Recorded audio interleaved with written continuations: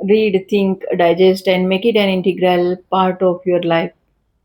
काल एक बातमी आली, की 3 सख्ख्या बहिणी ज्या आहेत, त्यांनी कोरियन लव्ह काहीतरी गेम खेळत असताना जो एक कठीण टास्क होता, की उंचावरून उडी घेणे. त्यासाठी बिल्डिंगच्या वरती जाऊन तिघींनीही उडी घेतली आणि त्यांचं तिथंच जीवन संपलं. ही बातमी ऐकल्यावर मनाला खूप वाईट वाटलं. सकाळी सुद्धा मी ज्यावेळी व्यायामाला गेले होते, त्यावेळी सुद्धा माझ्या मनामध्ये हाच विचार सतत येत होता. आता ज्यावेळी अशा बातम्या घडतात, त्यावेळी असं होऊ शकतं, की उद्या आपल्या पण आजूबाजूला त्या बातम्या किंवा आपल्या घरामध्ये सुद्धा अशा गोष्टी घडू शकतील आणि म्हणून आपण सतर्क राहणं तेवढंच महत्त्वाचं आहे. कुठेही बाहेर गेल्यानंतर आपण बघतो आजकाल 7वी, 8वी, 6वी ची मुलं जी आहेत, ती सगळी एकत्र येऊन गप्पा मारत नसतात. तर ती काय करत असतात? सगळे मिळून गेम खेळत असतात. ज्यावेळी मला असं कोण गेम खेळताना दिसलं, तर मी पटकन म्हणते, "प्लीज तुमचा हा जो वेळ आहे, तो नका वाया घालवू या गोष्टींमध्ये."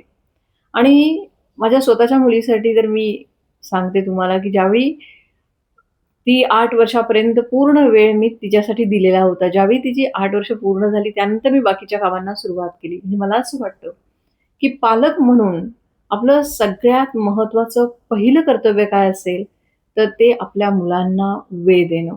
आणि आजच्या काळामध्ये जर आपण बघितलं, तर आई-वडील दोघं कामावर गेल्यानंतर जर मुलं घरी एकटी असतील, तर त्यांच्यावर कंट्रोल म्हणजे आई-वडील असून सुद्धा आजकाल मुलांना कंट्रोल करणं खूप अवघड आहे. तर जर घरात कोणीच नसेल, तर त्यांच्यावर खूप अवघड म्हणजे त्यांना एकटेपणा येऊन ते काय करतील हे आपण सांगू शकत नाही.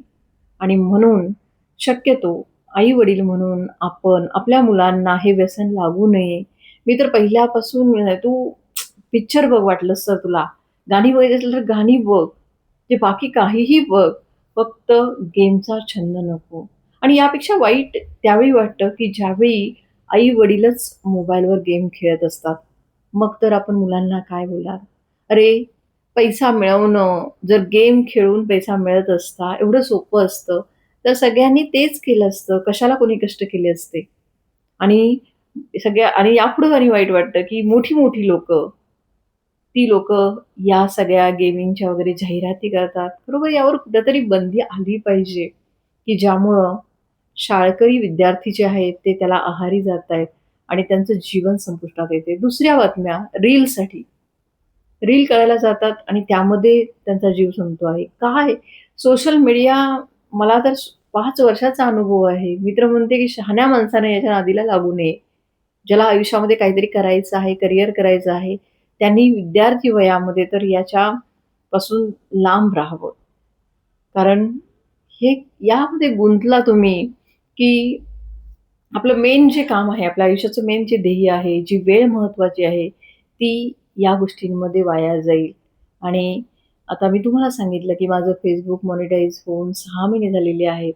लाखामध्ये व्ह्यूज आहेत माझ्या व्हिडिओला आणि माझे आत्तापर्यंत फक्त $30 झालेले आहेत. मग विचार करा, की इकडे एवढी स्पर्धा आहे. एक रील बनवून तुम्हाला काय मिळणार आहे? त्यापेक्षा जर तुम्ही चांगला अभ्यास केला, तुमचा जो काही असेल, तुमचं काम केलं, तर त्यातून तुम्हाला नक्कीच आयुष्यामध्ये फायदा होईल. तर प्रामुख्यानं मला ज्यांची मुलं लहान आहेत, त्यांना सांगावसं वाटतं, की आपली मुलं ज्यावेळी शक्यतो मोबाईल देऊच नका आणि जर आपली मुलं लहान असतील आणि त्यांना मोबाईल दिला, तर त्यांच्यावर लक्ष ठेवा, की ते काय करतायत? कोणता गेम खेळतायत का? किंवा कशासाठी मोबाईल वापरतायत? या सगळ्या गोष्टींवर मुलं लहान असताना मोठी झाल्यानंतर तर ती ऐकतच नाहीत. पण ज्यावेळी ती लहान आहेत, त्यावेळी तरी आपण त्यांच्यावर लक्ष ठेवलं पाहिजे. आणि यातून बघा मला असं वाटतं, की मुलांशी तुम्ही जर खेळला, गप्पा मारल्या, त्यांना गोष्टी सांगितल्या, तर लहान मुलं असेल, तर ते आईपासून कधीच लांब जाणार नाही. प्रॉब्लेम कुठे होतो? आपण आपली कामं करीत राहतो आणि मग त्यांना प्रश्न पडतो, की मग मी काय करू? आणि म्हणून ते आपल्याला मोबाईल पाहिजे म्हणून मागे लागतात.